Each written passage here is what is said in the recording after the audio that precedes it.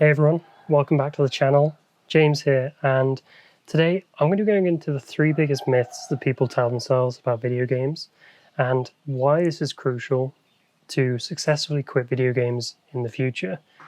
Now, when you ask people why they like playing video games, most of the time they'll list off reasons like it's relaxing, it's fun, it's community-based, it's challenging and rewarding, even things like it'll improve their reflexes.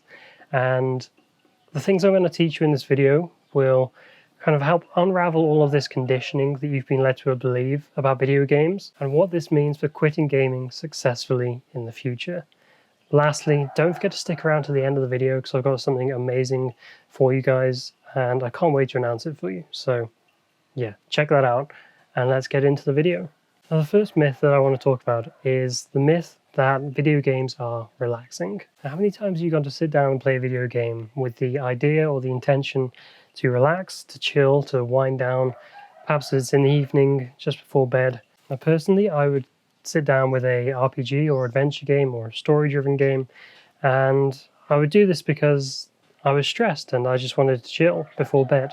And it sounds great in theory, but how many times have you gone to sit down to play video games before bed and have actually found it improved your sleep?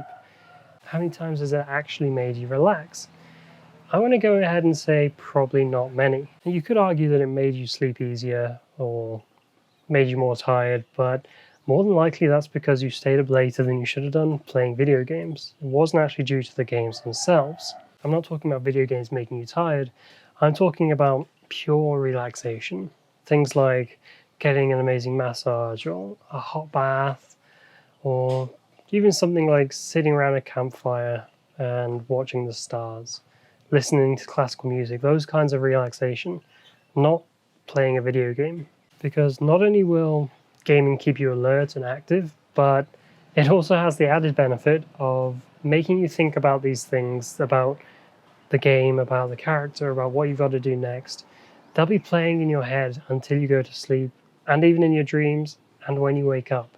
They stay in your head just going on loop for as long as you can, like until you play the next game, basically. It's just incessant, this cycle of thinking about things you have to do. I did it countless times when I was at work or when I was in university sitting in a lecture. I would be thinking about the next quest I had to do, the things that I hadn't done, what I could have done differently in that game, and it just plays in your mind. It drains you constantly, and that doesn't really sound very relaxing, does it? Because if we want to build the kind of life that we want for ourselves, that kind of hero life, that vision we have for ourselves, mosquitoes, that vision we have for ourselves, if we want to build it and become the hero of our own lives, then video games constantly playing in our mind is something that we can't have. Now, the biggest argument that I've seen after a bit of searching around about video games being relaxing is this idea that they can relieve stress.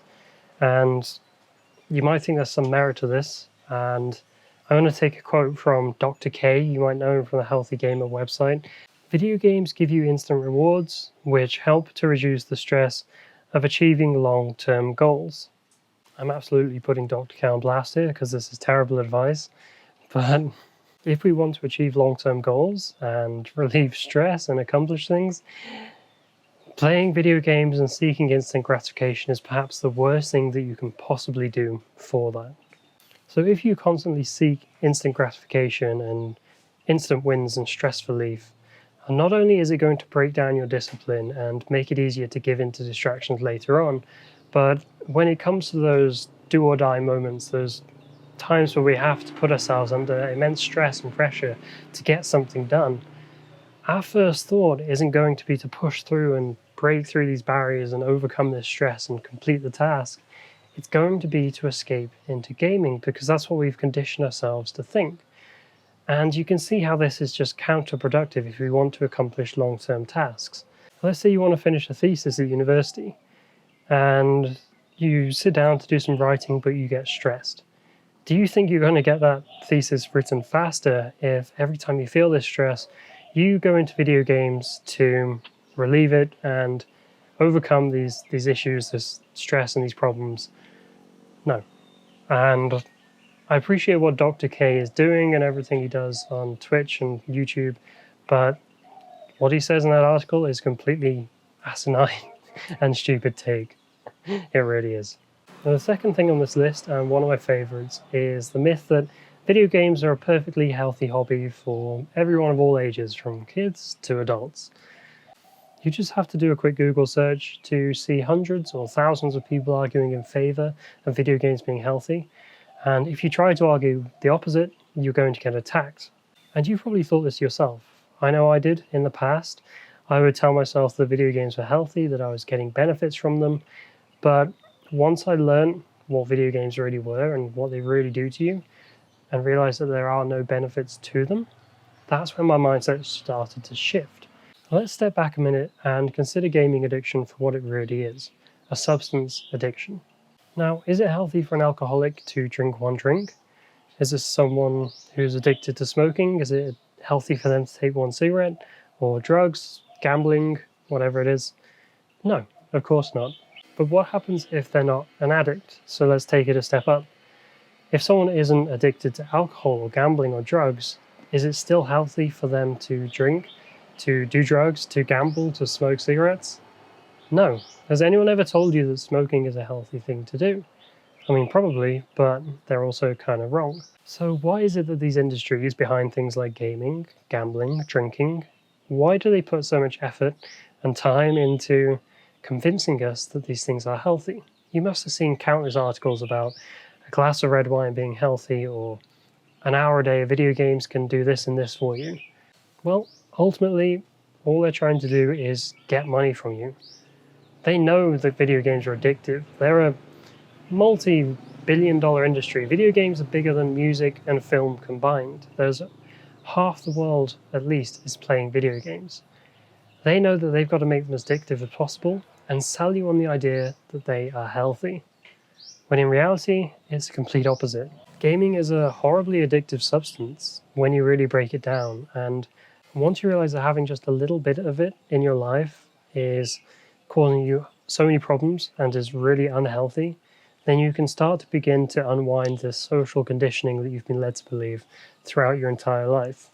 Now, the last thing on this list, the third myth, and probably the most controversial one, is that video games are fun. Now, I know what you're thinking, James. Video games are fun. I have fun all the time while playing them. When I get lost, I can play for hours, and I play with my friends, and we have an amazing time, and I'm laughing, and I'm accomplishing things, and I'm getting all these rewards, overcoming challenges. Well, are you? First of all, let's break things down again. What is really happening to you when you play video games? Well, you press a switch and you're instantly transported into a place where you're getting exposed to constant dopamine, just non-stop barrage of dopamine into your brain. Instant gratification, challenges, community, rewards, accomplishments, achievements, all these things, and more.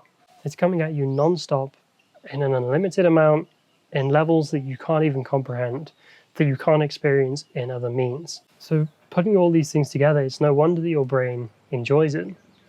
Like, all your monkey brain kind of cares about is getting as much enjoyment as possible for as little challenge. In the past, back in early ancestor times, in early human history, we had to work hard to get these little hits of dopamine. We have to hunt a mammoth to get some food for this tribe, or spend ages foraging and building something to get some shelter and some fire. But now we can just press a button and we get more dopamine, more enjoyment, more excitement than we ever thought possible. And your brain just isn't designed to deal with that. But all it cares about is getting this enjoyment, right? So it's going to say whatever it can to you to convince you that they're fun. Because when you think they're fun, you're more likely to play them, you feel less guilty about it, and you're going to keep playing video games in the future. How many times have you heard people say, time you enjoyed wasting isn't wasted time? And I hear this argument all the damn time when it comes to gaming. All the time, whether it's on the internet or in person. People comment this on forums non-stop, and it drives me mad. Imagine how much better you'd be spending that time on something productive. But anyway, that's besides the point. I want you to stop and think for a minute about what it is about gaming you really enjoy. Is it the accomplishments, the challenges, the social aspect, the exploration? You can even pause the video and write down a few things if you want to. I'm not going to stop you. I mean, I physically can't. And now, for each of those things that you've come up with, what is something else in your life or something else that you can do that would replace that feeling, that would replace that in the form of a skill? For example, if exploration is what you like, maybe hiking and camping and photography could fill that role. If you want challenge and excitement, maybe pick up a martial art and combat sport, or learn a musical instrument or something to challenge you even further. And then lastly, think about all the things you're putting off when you play video games. Work, family, health, fitness, relationships, productivity, discipline, self-care, whatever it is, write it down. Now imagine how much richer and more enjoyable your life would be if you just replace gaming with these activities. And you might think gaming is fun, but it's always short-lived. It's never a long-term plan for enjoyment and growth. There's always one more game, there's always an extra level you need to reach, another hit you need, a bigger hit, a more exciting hit. You'll never be satisfied with what you have if you keep playing new games and keep trying to find that new source of entertainment. There's always going to be a new game coming out that's going to revitalize your energy and your excitement for gaming, because how many times have you looked at your Steam library and tried to find a game to play only to aimlessly browse through them? Maybe you look at reviews and videos and think, oh, that looks exciting. And then you download it and play it for 10 minutes and you're like, oh, this is real boring. Like, that has happened to me more times than I can count. And it's for that reason that the games we used to play the first time we played them, for example, something like Skyrim, the enjoyment we had the first time we played that game was unparalleled. But now, a game, you've been playing so many games since then in those 10 years, to use Skyrim as an example, that it will never come close to the things you experience now. No matter how many mods you install, no matter what you do, how much effort you put into your character, it's never going to feel as good as that first time. In this video, I covered the 3 most common myths that people talk about with gaming: relaxation, fun, and health. But at the start, I promised you something for making it this far, so thanks for sticking around. And in the coming weeks, I'm going to be producing some incredible free training, free content for you guys as a reward for being a part of this YouTube channel, for watching my videos, and I can't wait to share it to you. I'm going to be putting everything I know about quitting gaming without willpower, without detoxes, all into a free guide that you can download and use. This is all part of a new project I'm working on called Game Free. My goal is to build the biggest and best community of like-minded people that want to overcome video game addiction once and for all and become their own hero. It's going to be unlike anything you've seen before, anything you've been to, any programs you tried or challenges, and I can't wait for you to see it. Seriously, I'm so excited. If you want to get notified of it, I'll be putting updates on YouTube, so subscribe on here, join the Facebook group down below, Game Free. And if you want to get actionable advice every week, sign up to my newsletter, where I'll be putting out tips for you to improve your life, to quit gaming, and to become your own hero. This training isn't going to be free forever. It's going to be on a first-come, first-served basis once it opens, and I will eventually close it at some point. So don't regret missing out now. Click the links below, join the community, and together we can start building a more awesome life outside the virtual world. Thanks for watching, and I'll see you in the next video. Cheers.